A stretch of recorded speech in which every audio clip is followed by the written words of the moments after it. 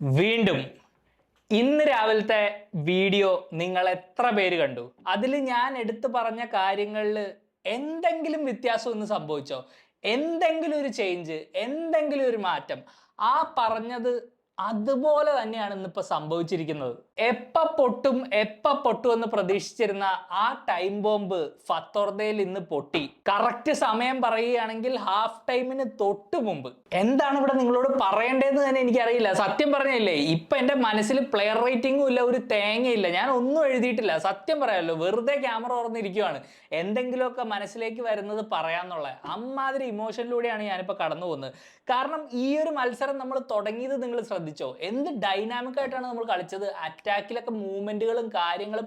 Mumbai city ആദ്യത്തെ 20 മിനിറ്റിൽ കളിയിൽ പോലും ഇല്ല. ആ ലൂണയുടെ പാസ്, ടിയാഗോ ഓടിക്കേറുന്നു, അതുപോലെ പ്ലെയേഴ്സ് പ്രസ് ചെയ്യുന്നു, കളി അവരിലേക്ക് എത്തിക്കുന്നു. നമ്മൾ പ്രതീക്ഷിച്ച ഒരു തുടക്കം ഞാൻ ആ വീഡിയോയിൽ എടുത്തു പറഞ്ഞില്ലേ ഇന്ന് രാവിലെ, നമ്മൾ ഡിഫൻസിലോട്ട് പോവരുത്, തീർച്ചയായിട്ടും ഫ്രണ്ട് ഫുട്ടിൽ കളിക്കണം, കളി അവരിലേക്ക് നമ്മൾ എത്തിക്കണമെന്ന്. അങ്ങനെ തന്നെ നമ്മൾ തുടങ്ങി, കോൺഫിഡൻ്റ് ആയിട്ട് നമ്മൾ കളിച്ചു. ഞാൻ വിചാരിച്ചു ദൈവമേ, സൂപ്പർ സ്റ്റാർട്ട്, ഒന്നും പറയാനില്ല, ഇങ്ങനെ തന്നെയാണ് ഞാൻ പ്രതീക്ഷിച്ചത്. ആൻഡ് ഇന്ന് ആ മത്സരത്തിൽ സന്ദീപ് ആ റെഡ് കാർഡ് മേടിച്ചില്ലായിരുന്നെങ്കിൽ നമ്മൾ തീർച്ചയായിട്ടും ഇപ്പൊ സെമി ഫൈനൽ ഉറപ്പിച്ചേനെ. ബട്ട് ഇത് കേരള ബ്ലാസ്റ്റേഴ്സ് ആണ്. We always make things more difficult than it should be. Like seriously guys, എന്താണ് ഇവിടുത്തെ പ്രശ്നം? ശരിക്കും ഈ മാച്ചിൽ ഈ റിസൾട്ട് നമ്മുടെ കയ്യിൽ നിന്ന് പോകുമെന്ന് എനിക്ക് തോന്നിയത് എപ്പോഴാണെന്നറിയോ? കറക്റ്റ് ആ ഒരു 60 മിനിറ്റ് ഒക്കെ ആയപ്പോഴത്തേക്കും മുംബൈയും 2 സബ്സ്റ്റിറ്റ്യൂഷൻ നടത്തി, നമ്മളും 2 സബ്സ്റ്റിറ്റ്യൂഷൻ നടത്തി. മുംബൈ എനിക്ക് തോന്നുന്ന ടൊറാലിനെയും ബ്രാൻഡിനെ ഇറക്കി, നമ്മൾ അതുപോലെ കോറൂനെയും ടിയാഗോനെയും വലിച്ചു. ആ ഒരു മോമെന്റിൽ എനിക്ക് മനസ്സിലായി, ദൈവമേ, ഇനിയുള്ള 30 മിനിറ്റ് അത് നമുക്ക് 8ന്റെ പണി വരാനുള്ള ഒരു സമയമാണെന്ന്. ഈ ടൂർണമെന്റിൽ ഇതുവരെ സ്റ്റാർട്ടിംഗ് ലൈനപ്പിൽ വരാത്ത ഫ്രെഡിയും നവോച്ചയും അവിടെ ഒരു റിസൾട്ട് പ്രൊട്ടക്ട് ചെയ്യാൻ വേണ്ടി വരുന്നു.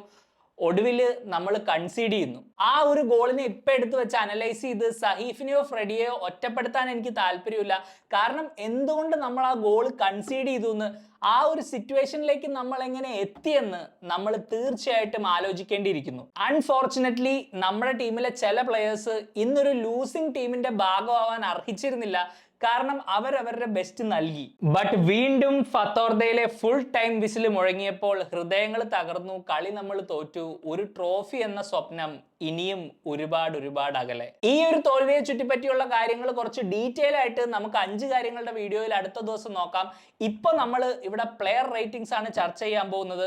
ഓരോ പ്ലെയറിന്റെയും ഇൻഡിവിജ്വൽ പെർഫോമൻസ് നമ്മൾ റേറ്റ് ചെയ്തിട്ട് അതിന് 10ൽ മാർക്ക് കൊടുക്കുന്ന ഒരു പരിപാടി. Let's do it. Goalkeeper Nora Fernandes. ഞാൻ കൊടുക്കാൻ പോകുന്ന റേറ്റിംഗ് 8 ഔട്ട് ഓഫ് 10 ആണ്. തീർച്ചയായിട്ടും ഒരു മത്സരം തോറ്റ ടീമിന്റെ ഗോൾ കീപ്പറിന് 10ൽ 8 മാർക്ക് കൊടുക്കുന്നത് എന്തിനാണെന്ന് ചിലപ്പോൾ ആൾക്കാർ ചിന്തിച്ചേക്കാം.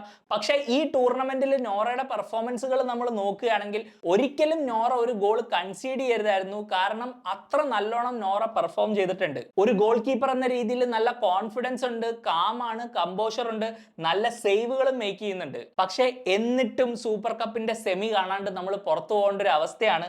ഈ ഒരു ക്ലബിനെ കഴിഞ്ഞ സീസണിൽ വേട്ടയാടിയ ഏറ്റവും വലിയ പ്രശ്നങ്ങളിൽ ഒന്നാണ് ആ ഗോൾ കീപ്പിംഗ് പൊസിഷൻ. അവിടെ ഒരു നല്ല പ്ലെയർ വന്നിട്ടുണ്ട്, നല്ല കൺസിസ്റ്റന്റ് ആയിട്ട് 3 മത്സരങ്ങളിൽ പെർഫോം ചെയ്തിട്ടുണ്ട്. പക്ഷേ എന്നിട്ടും നമ്മൾ ഈ ശാപം വിട്ടുപോയിട്ടില്ല. ഈ മത്സരത്തിലും ഓർട്ടീസിന്റെയും ചാങ്തയുടെയും ഡിസ്റ്റൻസിൽ നിന്നുള്ള 2 ഷോട്ടുകൾ നോറ വളരെ മികവോടുകൂടി തന്നെ സേവ് ചെയ്തു. അതുപോലെ തന്നെ സെറ്റ് പീസുകൾ നമ്മൾ കൺസീഡ് ചെയ്യുമ്പോൾ ആ ബോക്സിൽ നോറയുടെ പ്രസൻസ് ഒരു കോൺഫിഡൻസ് നൽകുന്നുണ്ട്. ലൈനിൽ നിന്ന് വന്ന് ബോൾ കളക്ട് ചെയ്യാനായാലും എതിരാളികളുടെ പ്രഷറിൽ തളരാതെ അവരോട് ഇടിച്ചു നിൽക്കാനുള്ള ഒരു പവറും കമ്പോഷറും നോറ കാണിക്കുന്നുണ്ട്. ഈ ടീമിൽ ഇന്നൊരു ജയമോ ഡ്രോയോ അർഹിച്ചിരുന്ന വിരലിൽ എണ്ണാവുന്ന കുറച്ച് കളിക്കാരിൽ ഒരാളാണ് നോറ. ഗ്രേറ്റ് പെർഫോമൻസ്, എനിക്ക് ഒരു കംപ്ലൈന്റും ഇല്ല. പക്ഷേ unfortunately we cannot see more of him. അടുത്തത് സന്ദീപ് സിംഗ്. ശരിക്കും ഞാൻ എന്ത് റേറ്റിംഗ് കൊടുക്കാനാണ്? നിങ്ങൾ തന്നെ പറ. ഒരു മാന്യതയുടെ അടിസ്ഥാനത്തിൽ ഞാൻ 1 ഔട്ട് ഓഫ് 10 കൊടുക്കുകയാണ്. കാരണം ഈ ഫസ്റ്റ് ഹാഫിൽ 2 മോമെന്റിലേ നമ്മൾ സന്ദീപിനെ കണ്ടിട്ടുള്ളൂ. ശരിക്കും ആ 2 മോമെന്റിലും വളരെ സില്ലിയായ 2 ഫൗളുകളാണ് സന്ദീപ് കൺസീഡ് ചെയ്തിരിക്കുന്നത്. എനിക്കിങ്ങനെ പ്ലെയറിനെ ഒരുപാട് ക്രിട്ടിസൈസ് ചെയ്ത് ഇതാക്കാൻ താല്പര്യമില്ല. കാരണം ഞാൻ ഈ പ്ലെയറിനെ കുറിച്ച് പണ്ട് തൊട്ട്, നമ്മുടെ ചാനൽ ആദ്യം മുതൽ കാണുന്നവർക്ക് എല്ലാവർക്കും ഓർമ്മയുണ്ടെന്ന് ഞാൻ വിചാരിക്കുന്നു. ഈസ്റ്റ് ബംഗാളിനെതിരെയുള്ള ഹോം മത്സരം ഇല്ലേ കഴിഞ്ഞ ISL സീസണിന്റെ തുടക്കത്തിൽ, എനിക്ക് തോന്നുന്നു നമ്മുടെ ആദ്യത്തെ ഹോം മത്സരമാണെന്ന് തോന്നുന്നത്. ആ മാച്ചിന് മുമ്പ് തൊട്ടേ ഞാൻ പറയുന്നതാണ്, ഒരു ഫസ്റ്റ് ചോയ്സ് റൈറ്റ് ബാക്ക് ആയിട്ട് സന്ദീപിനെ കേരള ബ്ലാസ്റ്റേഴ്സ് കൺസിഡർ ചെയ്യരുതെന്ന്. ഇത് ആ പ്ലെയറിന്റെ പ്രശ്നം ആയിരിക്കില്ല. ഇതും ഞാൻ പറഞ്ഞിട്ടുണ്ട് പല പ്രാവശ്യം. ചില പ്ലെയേഴ്സ് ആ ഒരു ലെവലിലുള്ള ക്വാളിറ്റി ഉണ്ടാവില്ല. നമ്മൾ അത് മനസ്സിലാക്കണം. വീണ്ടും വീണ്ടും ഈ പ്ലെയറിനെ എന്തിന് കളിപ്പിക്കുന്നു, ഇങ്ങനത്തെ ക്രൂഷ്യൽ മാച്ചുകളിൽ എന്തുകൊണ്ട് ഇയാൾ സ്റ്റാർട്ട് ചെയ്യുന്നു എന്ന് എനിക്കറിയില്ല. ഇതിനുള്ള ഒരു ഉത്തരം എനിക്ക് ചിലപ്പോൾ ഒരിക്കലും കിട്ടുകയില്ലായിരിക്കും. എനിക്ക് ഇതിനെക്കുറിച്ച് ഇനി ഒരുപാട് സംസാരിക്കാൻ വയ്യ. കാരണം ഞാൻ ഇനി പറഞ്ഞു കഴിഞ്ഞാൽ ഞാനൊരു ലൈൻ ക്രോസ് ചെയ്യേണ്ടി വരും. മനസ്സിലായില്ലേ? ഇത്രയും നാൾ ഞാൻ പല കാര്യങ്ങളും കണ്ടാലും കണ്ടില്ലെന്ന് നടിക്കുകയും, കാരണം ഒരു പ്ലെയർ ഇതിനെക്കുറിച്ച് കേട്ടാലോ അല്ലെങ്കിൽ ആരെങ്കിലും കേൾക്കുന്നവർക്ക് എന്ത് തോന്നുന്നു എന്ന് വരെ ഞാനൊരു മാന്യത വലിച്ചിട്ടുണ്ട്. പക്ഷേ ഇന്ന് ഞാൻ ഇനി ഇതിൽ കൂടുതൽ എന്തെങ്കിലും സംസാരിക്കുകയാണെങ്കിൽ ആ ഒരു മാന്യത എനിക്ക് വിടേണ്ടി വരും. ആൻഡ് അതിൽ എനിക്ക് ഒട്ടും താല്പര്യമില്ല. കാരണം നമ്മൾ എല്ലാവരും മനുഷ്യരാണ്. ഇന്ന് സന്ദീപിന്റെ റിയാക്ഷൻ നമ്മൾ കണ്ടു, പല പ്രാവശ്യം ക്യാമറയിൽ കാണിക്കുന്നുണ്ടായിരുന്നു പുള്ളിയുടെ റിയാക്ഷൻ. അതുകൊണ്ട് എനിക്ക് കൂടുതൽ ടോക്സിസിറ്റി ഇതിലേക്ക് ഇടാൻ താല്പര്യമില്ല. ആസ് എ ഫാൻ ഞാൻ വളരെ ഡിസപ്പോയിന്റഡ് ആണ്. കാരണം ഇന്ന് സന്ദീപ് കൺസീഡ് ചെയ്ത 2 ഫൗളുകളും വളരെ സില്ലിയായിരുന്നു. ആദ്യത്തത് ഭയങ്കര റാഷ് ആയിട്ടുള്ളൊരു ചാലഞ്ച്. അങ്ങനെ ഒരു യെല്ലോ കാർഡ് കിട്ടിയ സ്ഥിതിക്ക് എന്തിനാണ് ആ പ്ലെയറിനെ അവിടെ ഷർട്ട് പുള്ളി ചെയ്യുന്നത്? അതൊരു ശരിക്കും ഹാഫ് ടൈമിന് തൊട്ട് മുമ്പായിട്ട് അങ്ങനെ ഒരിക്കലും ചെയ്യാൻ പാടില്ലാത്തൊരു കാര്യമാണ്. ഏതൊരു പ്രൊഫഷണൽ പ്ലെയറും അത് കുറച്ചുകൂടെയൊക്കെ ശ്രദ്ധിക്കേണ്ട കാര്യമല്ലേ? ഞാൻ എന്ത് പറയാൻ ഇതിൽ കൂടുതൽ ഒന്നും പറയാനില്ല. എനിക്ക് റേറ്റിംഗ് 1 out of 10. ഇനി ഞാൻ പറഞ്ഞ പോലെ തന്നെ അവിടെ റൈറ്റ് ബാക്കിൽ ഇനി സന്ദീപ് ഫസ്റ്റ് ചോയ്സ് ആയിട്ട് കളിക്കരുത്. കാറ്റല ആ ഒരു പാഠം ഈ ഒരു മത്സരത്തിൽ നിന്നും പഠിച്ചെന്ന് ഞാൻ വിചാരിക്കുന്നു. ഇതിനെക്കുറിച്ച് നമ്മൾ ആദ്യത്തെ മത്സരം തൊട്ട് പറയുന്നതാണ്. പുറത്തുനിന്നുള്ള നമുക്ക് മനസ്സിലാക്കാമെങ്കിൽ ഇത് ടീമിന്റെ ഉള്ളിലുള്ളവർ മനസ്സിലാക്കേണ്ട സമയം അതിക്രമിച്ചു കഴിഞ്ഞു. ഇനിയിപ്പോൾ ഒന്നും പറഞ്ഞിട്ട് കാര്യമില്ല. ഈ കോമ്പറ്റീഷൻ നമുക്ക് നഷ്ടമായി. ആ ഒരു മൂമെന്റിന്റെ പുറത്ത് നമ്മുടെ വലിയൊരു ചാൻസ് നമുക്ക് നഷ്ടമായി. കാരണം ആ ഒരു റെഡ് കാർഡിന് ശേഷം നമ്മുടെ അറ്റാക്ക് എന്ത് സ്ട്രോങ് ആയിട്ടാണ് ഈ കളി തുടങ്ങിയെന്ന് നിങ്ങൾ ഓർക്കണം.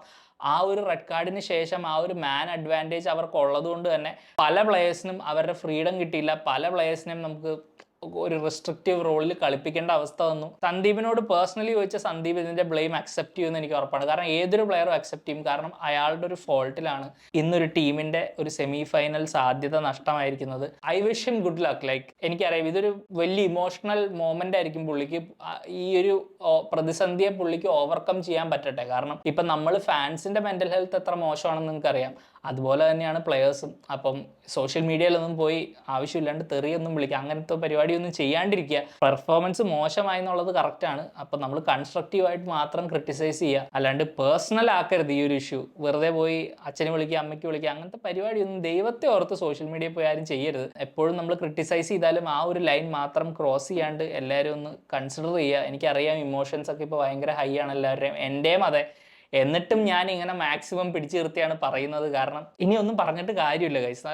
ഇത് നമ്മൾ ഇതിനു മുമ്പ് ചർച്ച ചെയ്തതാണ്. ഞാൻ ഇതിനു മുമ്പ് ഈ കാര്യങ്ങളൊക്കെ പറഞ്ഞതാണ്. ഇനിയിപ്പോൾ നമ്മൾ ഇതിനെ ചർച്ച ചെയ്തിട്ട് കാര്യമില്ല. കാരണം നമുക്കറിയായിരുന്നു ഇല്ലേ? നിങ്ങൾ വീഡിയോ കാണുന്ന ഒരു 50-60% പേർക്കെങ്കിലും അറിയായിരുന്നില്ലേ ഇങ്ങനെ ഒരു പ്രശ്നം ഇവിടെ സംഭവിക്കാനുള്ള ചാൻസ് ഉണ്ടെന്ന്? നിങ്ങൾക്കും അറിയായിരുന്നു, നിങ്ങളും അത് അഡ്മിറ്റ് ചെയ്തു, കുഴപ്പമൊന്നുമില്ല. അല്ലാണ്ട് ഈ സന്ദീപ് ഇമ്പ്രൂവ് ആയി എന്നൊക്കെ പറഞ്ഞു വരുന്ന ആൾക്കാർ ദൈവത്തെ ഓർത്ത് ആ പരിപാടി ഒന്ന് നിർത്തി. ഇനി പറയാനുള്ളത് ഹുവാൻ റോഡ്രിഗസിനെ കുറിച്ചാണ്. ഞാൻ പറഞ്ഞിരുന്നു ഈ ഒരു മത്സരമായിരിക്കും ഹുവാന് ഏറ്റവും വലിയൊരു ടെസ്റ്റ് എന്ന്. ആൻഡ് എൻ്റെ ഒരു അഭിപ്രായത്തിൽ ഈ ഒരു ടെസ്റ്റ് ഹുവാൻ പാസ്സായിട്ടുണ്ട്. പുള്ളിയുടെ ഒരു ഫോൾട്ട് കൊണ്ടല്ല നമ്മൾ ഇന്ന് ഗോൾ കൺസീഡ് ചെയ്തിരിക്കുന്നത്. പുള്ളിയുടെ ഒരു തെറ്റും ഇതിൽ വന്നിട്ടില്ല. മാത്രമല്ല ഐബാൻ്റെ ആ ഒരു അറ്റംപ്റ്റഡ് ചെസ്റ്റ് ചെയ്തൊരു ബാക്ക് പാസ് കൊടുക്കാനുള്ള ഒരു അറ്റംപ്റ്റ് ഉണ്ടായിരുന്നില്ലേ, അവിടെ ശരിക്കും നമ്മളൊരു ഗോൾ കൺസീഡ് ചെയ്യേണ്ടായിരുന്നു. ഹുവാൻ ആ കറക്റ്റ് ടൈംലി ആയിട്ട് അവിടെ ഒരു സ്ലൈഡ് ചെയ്തൊരു ക്ലിയറൻസ് നടത്തി. ആ ഒരു ക്ലിയറൻസ് നടത്തിയില്ലെങ്കിൽ നമ്മൾ ഗോൾ കൺസീഡ് ചെയ്ത് ഇത്രയും ലേറ്റ് ആവുന്നതിന് മുമ്പ് തന്നെ നമ്മൾ ഗോൾ കൺസീഡ് ചെയ്ത് പെട്ടിയും കിടക്കുകയും മടക്കി പോരേണ്ടി വന്നേനെ. അതുപോലെ തന്നെ ഹുവാന്റെ ഒരുപാട് നല്ല മൂമെന്റ്സ് ഉണ്ടായിരുന്നു. തീർച്ചയായിട്ടും നല്ല കോൺഫിഡൻസോടുകൂടി തന്നെ കളിച്ചു. പെരേര ഡിയാസിനൊന്നും ഓപ്പറേറ്റ് ചെയ്യാനുള്ള സ്പേസോ ഒന്നും നൽകിയിട്ടില്ല. ഈവൻ സെറ്റ് പീസുകളിൽ വരെ നല്ലൊരു ത്രെറ്റ് ആയിട്ടാണ് ഹുവാൻ തോന്നുന്നത്. ലോങ് ത്രോയിൽ നിന്നാണെങ്കിലും കോർണറിൽ നിന്നാണെങ്കിലും ആ ഒരു പ്രസൻസ് നമുക്ക് എതിരാളികളുടെ ബോക്സിൽ ഹുവാനിലൂടെ കിട്ടുന്നുണ്ട്. നോറെ പോലെ തന്നെ ഈ ഒരു മത്സരം ഹുവാനും തോൽക്കാൻ അർഹിച്ചിരുന്നില്ല. അത് തന്നെയാണ് എൻ്റെ അഭിപ്രായം. ബികാഷ് യുംനം നല്ലോണം തന്നെ കളിച്ചു. ഹുവാനെ നന്നായിട്ട് കോംപ്ലിമെന്റ് ചെയ്തു. ഇപ്പൊ ഹുവാനെ നിങ്ങൾ ഇങ്ങനെ ഒരു തട്ടിലെടുത്ത് വെച്ച് നോക്കുകയാണെങ്കിൽ ബികാഷ് ആ ഒരു ലെവലിലേക്ക് എത്തിയിട്ടില്ലെന്നാണ് എൻ്റെ ഒരു അഭിപ്രായം.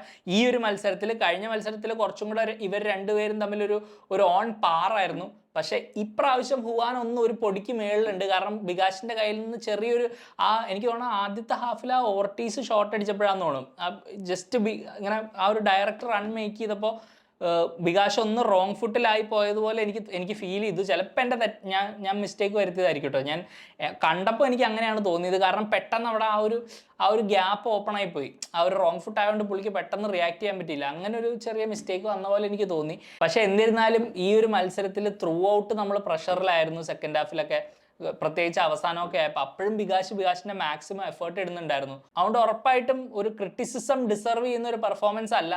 നന്നായിട്ട് തന്നെ കളിക്കാൻ ശ്രമിച്ചിട്ടുണ്ട്. നല്ല കോൺഫിഡൻ്റ് ആയിട്ടുള്ള പ്ലെയറാണ്. ബോൾ പ്ലേ ഔട്ട് ചെയ്യാനും നല്ല ഈ ഒരു പ്രായം വെച്ച് എസ്പെഷ്യലി കൺസിഡർ ചെയ്യുമ്പോൾ നല്ല ഡിഫെൻസീവ് അവയർനെസ്സും ഒരു മെച്യൂരിറ്റിയും ഉള്ള പ്ലെയറാണ് ബികാഷ്. തീർച്ചയായിട്ടും ഒരു ക്യാപ്റ്റൻ മെറ്റീരിയൽ ആണ് ഫ്യൂച്ചറിലേക്കുള്ള. ഈ ഒരു മാച്ചിൽ നമ്മൾ ഹുവാന് 8/10 കൊടുത്തു. ബികാഷിന് കൊടുക്കാൻ പോകുന്നത് 7/10. ഇനി എനിക്ക് പറയാനുള്ളത് സഹീഫിനെ കുറിച്ചാണ്. എനിക്കൊരു റിക്വസ്റ്റ് ഉണ്ട്. ആ ഒരു ഗോളിന്റെ കാരണത്തിൽ ആരും സഹീഫിനെ ക്രിട്ടിസൈസ് ചെയ്യരുത്. കാരണം ഈ ഒരു മത്സരത്തിൽ ആ ഗോൾ കൺസീഡ് ചെയ്യുന്നതിന് മുമ്പ് വരെ തീർച്ചയായിട്ടും 100% നമ്മുടെ ഏറ്റവും ബെസ്റ്റ് ഡിഫൻഡർമാരിൽ ഒരാൾ ഹുവാനും നല്ലോണം കളിച്ചു. സഹീഫും ആ ലെവലിൽ തന്നെ കളിച്ചിട്ടുണ്ട്. അത് നിങ്ങൾ വേറെ എന്ത് പറഞ്ഞാലും ഞാൻ സമ്മതിച്ചു തരില്ല. കാരണം ഇന്ന് രാവിലത്തെ വീഡിയോയിൽ ഞാൻ എന്തുകൊണ്ട് സഹീഫിനെ കാറ്റിലെ പ്രിഫർ ചെയ്യുന്നു എന്ന് വളരെ ക്ലിയർ ആയിട്ട് എക്സ്പ്ലെയിൻ ചെയ്തിരുന്നു. അതിനെ ജസ്റ്റിഫൈ ചെയ്യുന്ന രീതിയിലാണ് സഹീഫ് ഈ മത്സരം തുടങ്ങിയതും ഈ മത്സരത്തിൽ ആ ഗോൾ കൺസീഡ് ചെയ്തവരെ കളിച്ചതും. വളരെ കോൺഫിഡൻ്റ് ആയിട്ട് ഡിഫെൻസിവ്ലി ആ ഒരു ഡിസിപ്ലിൻ കളയാണ്ട് നല്ല തീരുമാനങ്ങൾ എടുത്ത്, ബോൾ ഉള്ളപ്പോഴും ബോൾ ഇല്ലാത്തപ്പോഴും വളരെ വൈസായിട്ടുള്ള തീരുമാനങ്ങൾ എടുത്ത് തന്നെയാണ് സഹീഫ് കളിച്ചത്. ശരിക്കും ആ മൂക്കിനേറ്റ പരിക്ക് വന്നപ്പോൾ ഞാൻ വിചാരിച്ചു പണി കിട്ടിയല്ലോ ദൈവമേ, നല്ലൊരു തുടക്കമായിരുന്നു സഹീഫിന്റെ. പക്ഷെ എന്നാലും സഹീഫ് കണ്ടിന്യൂ ചെയ്തു. ആ ഒരു ഗോൾ കൺസീഡ് ചെയ്യുന്നവരെ വളരെ മികച്ച രീതിയിൽ പെർഫോമും ചെയ്തു. അതുകൊണ്ട് ഈ ഒരു മത്സരത്തിന്റെ ഒരു സ്റ്റാറ്റ് അല്ലെങ്കിൽ ഒരു മാച്ച് ഫാക്ട് നമ്മൾ എടുത്തു നോക്കുമ്പോൾ സഹീഫിന്റെ ഓൺ ഗോളിൽ നമ്മൾ തോറ്റു എന്നാണ് അതിന്റെ ഒരു ഹെഡ്ലൈൻ ഒരു പക്ഷേ വരാൻ പോകുന്നത്. പക്ഷേ ഒരിക്കലും ആ ഒരു ഹെഡ്ലൈൻ കൊണ്ട് മാത്രം ഈ ഒരു പ്ലെയർ ഈ മത്സരത്തിൽ പ്രൊഡ്യൂസ് ചെയ്ത പെർഫോമൻസ് നമ്മൾ എഴുതി തള്ളരുത്. വളരെ നല്ലൊരു ഇംപ്രൂവ്മെന്റ് സഹീഫ് കാണിച്ചിട്ടുണ്ട്. വളരെ നല്ലൊരു കോൺഫിഡൻസ് ആ പ്ലെയറിൽ വന്നിട്ടുണ്ട്. ഈ ഒരു റിസൾട്ടിന്റെ പുറത്ത് മാത്രം നമ്മൾ ആ കോൺഫിഡൻസ് തല്ലിക്കെടുത്തരുത്. യങ് പ്ലെയർ ആണ്, സമയം കൊടുക്കുക, സപ്പോർട്ട് ചെയ്യുക, കൂടെ നിൽക്കുക. ചാങ്തയൊക്കെ ശരിക്കും ഫസ്റ്റ് ഹാഫിൽ സഹീഫിനെതിരെ ഒരുപാട് കഷ്ടപ്പെടുന്നത് നമ്മൾ കണ്ടു. പല സമയങ്ങളിലും ചാങ്തയ വിങ്ങിന്ന് മാറി കുറച്ച് സെൻട്രലി വരാനുള്ള ശ്രമങ്ങൾ വരെ നടത്തി. കാരണം സഹീഫിന്റെ ആ ഒരു ഫിസിക്കൽ ഡോമിനൻസിനെതിരെ മുട്ടി നിൽക്കാൻ പറ്റാത്തതുകൊണ്ട് ആ ഒരു ഓൺ ഗോൾ ആ സന്ദർഭത്തിൽ പറ്റിപ്പോയൊരു സാധനമാണ്. ആ ഒരു കമ്മ്യൂണിക്കേഷൻ ഗ്യാപ്പ് അവിടെ വന്നെന്ന് തോന്നുന്നു. രണ്ട് പ്ലേയേഴ്സും അറിഞ്ഞില്ല. ഫ്രെഡിക്ക് ഒരു അവയർനെസ് ഉണ്ടായിരുന്നില്ല സഹീഫ് ഇവിടെ വരുന്നെന്ന്.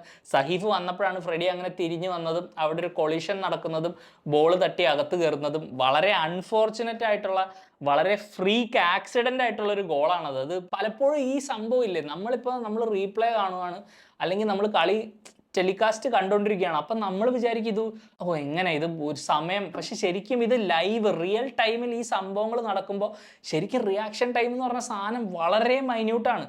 ഇതൊരു മോമെന്റിൽ നടക്കുന്ന സാധനമാണ്. പെട്ടെന്ന് അവിടെ നിന്ന് ഡിയാസ് ബോൾ ഇടുന്നു, ഇവർ വരുന്നു, ഇതൊക്കെ ഒരു ഇൻസ്റ്റന്റിൽ ഏതാനും സെക്കൻഡുകളുടെ ഒരു ഇതിലാണ് ഈ സംഭവമൊക്കെ നടക്കുന്നത്.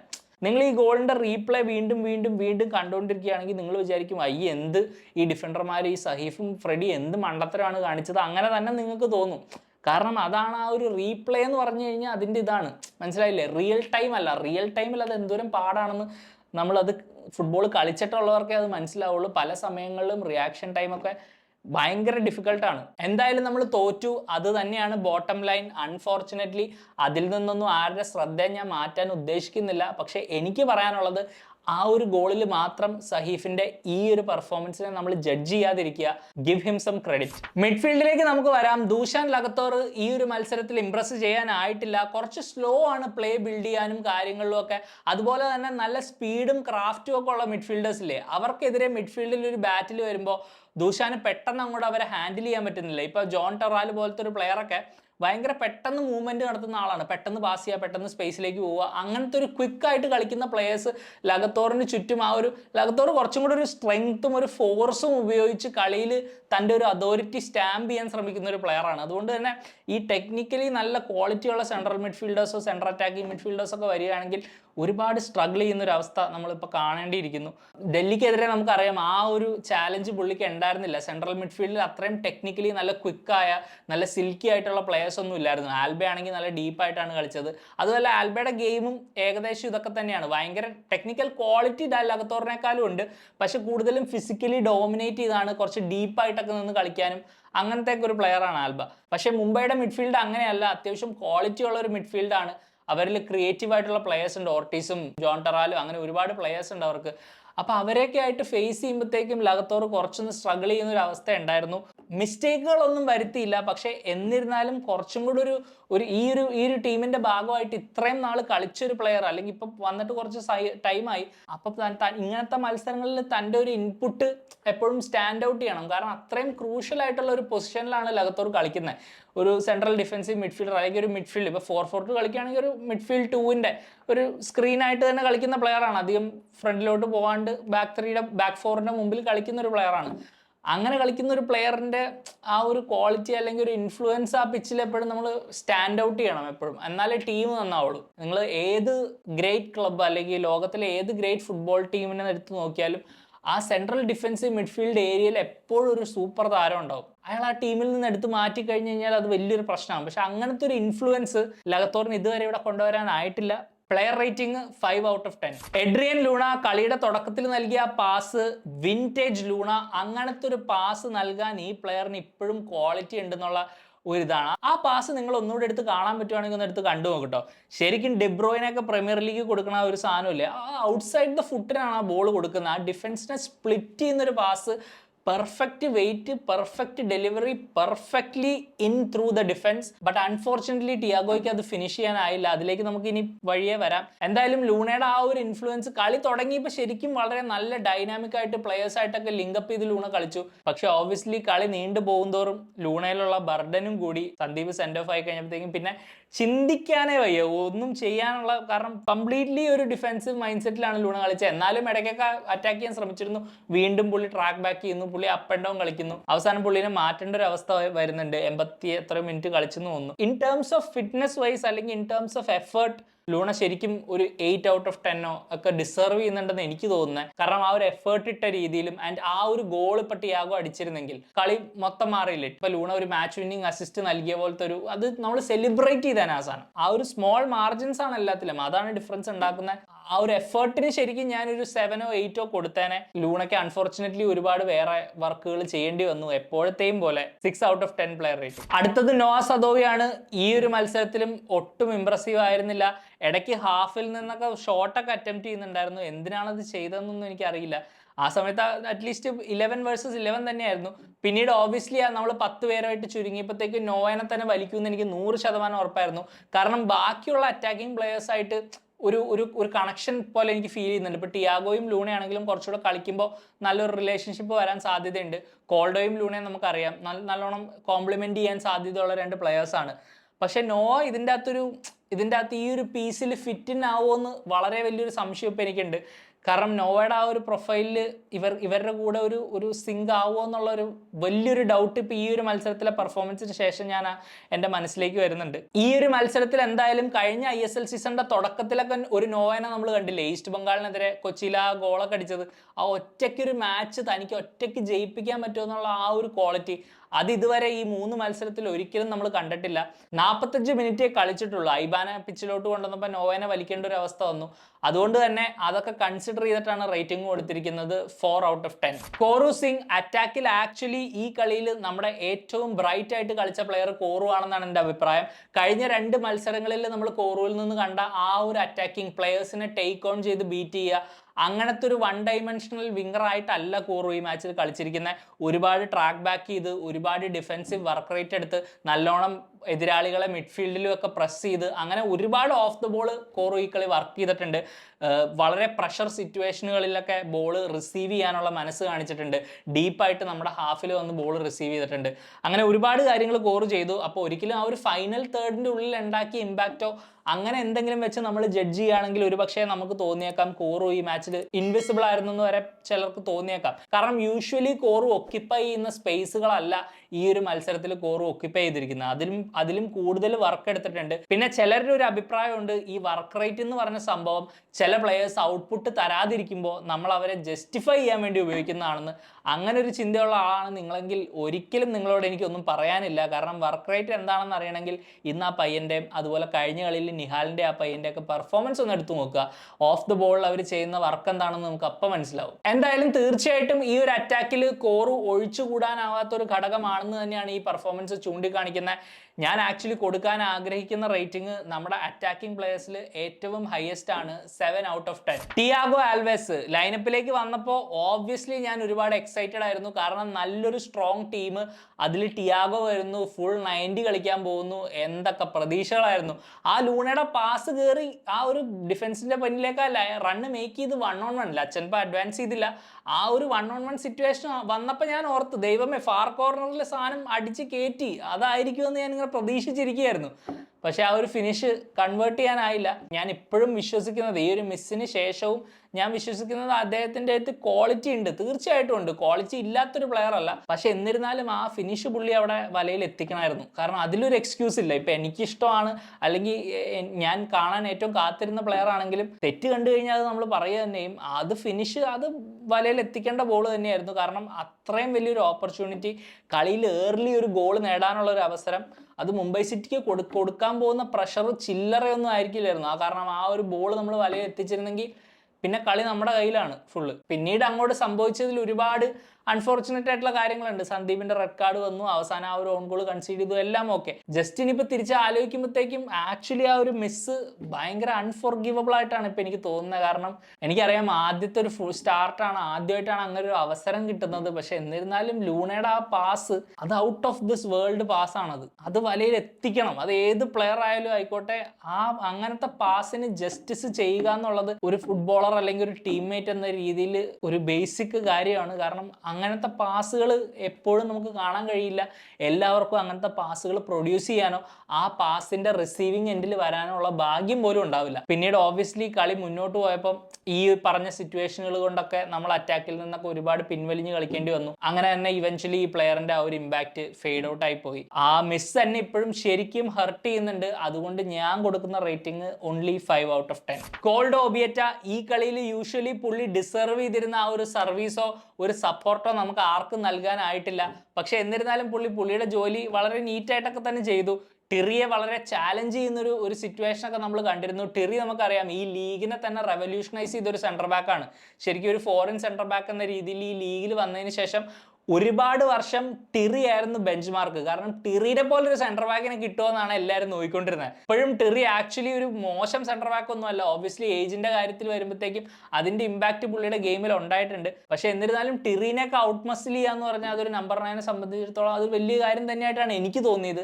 പക്ഷെ ഞാൻ പറഞ്ഞില്ലേ, ഒബിയറ്റയ്ക്ക് ചെയ്യാവുന്നതിലൊരു പരിമിതികൾ ഈ മത്സരത്തിൽ ഉണ്ടായിരുന്നു. ഓൾമോസ്റ്റ് എല്ലാ അറ്റാക്കിംഗ് പ്ലേയേഴ്സിനും ആ ഒരു റെഡ് കാർഡിന് ശേഷം ആ ഒരു പരിമിതിയിൽ തന്നെയാണ് എല്ലാവരും കളിച്ചത്. കാരണം നമ്മൾക്കൊരു റിസൾട്ട്, ഒരു ഡ്രോ പിടിക്കുക എന്നുള്ളത് വലിയൊരു ആവശ്യകതയാണല്ലോ. അപ്പോൾ പിന്നെ നമുക്ക് ആ ഒരു അഡ്വഞ്ചറസ് ആയിട്ടോ റാഷ് ആയിട്ടോ അങ്ങനെയൊന്നും തീരുമാനങ്ങൾ എടുക്കാനുള്ള ഒരു അവസ്ഥയില്ല. കാരണം കോച്ചും പറഞ്ഞിട്ടുണ്ടാവും ഷേപ്പ് മെയിൻറ്റെയിൻ ചെയ്യുക, ഡിസിപ്ലിൻ ചെയ്യുക, ബിഹൈൻഡ് ദ ബോൾ ഇല്ലാത്തപ്പോൾ മാക്സിമം ആ ഒരു ഷേപ്പ് വിടാണ്ട് കോമ്പാക്റ്റ് ആയിട്ട് ഇരിക്കുക. ഇതൊക്കെ തന്നെയായിരിക്കും കോച്ച് പറഞ്ഞിരുന്നത്, നോർമൽ കാര്യങ്ങളാണ്. അപ്പോൾ പിന്നെ നമുക്ക് ആ ഒരു ഇത് വെച്ച് ജഡ്ജ് ചെയ്യാൻ പറ്റില്ല. കഴിഞ്ഞ കളിയിലെ ആ ഒരു ഇമ്പാക്റ്റ് ഉണ്ടാക്കിയതുപോലെ നമുക്ക് ഈ ഒരു മത്സരത്തിൽ കാണാൻ കഴിഞ്ഞില്ല എന്നുള്ളത് വളരെ ഓബ്വിയസ് ആയിട്ടുള്ള കാര്യമാണ്. അതുകൊണ്ട് നമ്മൾ അതിനെ ഒരുപാട് ക്രിട്ടിസൈസ് ചെയ്യേണ്ടയോ അല്ലെങ്കിൽ മങ്ങിയ ഒരു പെർഫോമൻസ് എന്നൊന്നും പറയേണ്ട കാര്യമില്ല. പുള്ളിക്കുള്ള റോള് പുള്ളി ചെയ്തു. ആദ്യം പുള്ളിക്ക് ഉണ്ടായിരുന്ന റോൾ എന്താണോ അത് പുള്ളി ചെയ്തു. പിന്നെ കളി നമുക്കൊരു ന്യൂമറിക്കൽ ഡിസഡ്വാൻറ്റേജ് വന്നപ്പോൾ പുള്ളി ആ ഒരു റോൾ ഏറ്റെടുത്തു. Player rating 6/10. എന്തായാലും ഒരുപാട് നിരാശയാണ്. വീണ്ടും നമുക്ക് വേണ്ടി കുറെ ഫാക്ടേഴ്സ് ഈ ഒരു ഗ്രൂപ്പിൽ വർക്ക് ചെയ്തു. രാജസ്ഥാൻ ജയം നേടി. നമ്മൾ ഈ മത്സരം നല്ലോണം തുടങ്ങി. എന്നിട്ടും വീണ്ടും ഒരു ഇൻഡിവിജ്വൽ മിസ്റ്റേക്കിന്റെ അല്ലെങ്കിൽ ഒരു ഇൻഡിവിജ്വൽ എററിന്റെ പുറത്ത് നമ്മൾ പുറത്തു പോകുന്ന ഒരു സാഹചര്യമാണ് നമ്മൾ വീണ്ടും കാണുന്നത്. ഇതൊരു കംപ്ലീറ്റ് ക്ലബിന്റെ DNA പ്രശ്നമാണെന്നാണ് ഇപ്പം എല്ലാവരുടെയും ചർച്ച. ഇത് കേരള ബ്ലാസ്റ്റേഴ്സിന് തേച്ചാലും മായ്ച്ചാലും പോവാത്ത ഒരു പ്രശ്നമാണെന്നുള്ള രീതിയിൽ ഒക്കെ ഇത് വളർന്നു കഴിഞ്ഞു. ഇങ്ങനത്തെ ഒരു സംഭവം ഇത് നമ്മുടെ DNA എടുത്ത് കളയുക എന്നുള്ളതാണ് ഇനിയുള്ള ഒരു ക്ലബ് എന്ന രീതിക്ക് നമുക്കുള്ള വലിയ ചാലഞ്ച്. കംപ്ലീറ്റ് അഴിച്ചുപണിയാണോ വേണ്ടത് എന്താണെന്ന് അറിയില്ല. കാരണം പ്ലെയേഴ്സ് മാറി വരുന്നുണ്ട്, കോച്ചുകൾ മാറി വരുന്നുണ്ട്. എന്നാലും കഥ ഇപ്പോഴും അത് തന്നെയാണ്.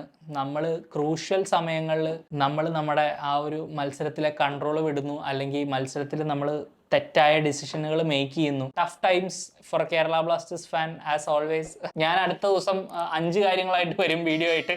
അപ്പോൾ നിങ്ങളെ പിന്നെ ഞാൻ കുറേ കാര്യങ്ങൾ ഓർമ്മിപ്പിക്കാം. അത് കഴിഞ്ഞിട്ട് നിങ്ങളെല്ലാം മറന്നേക്കുക കേട്ടോ.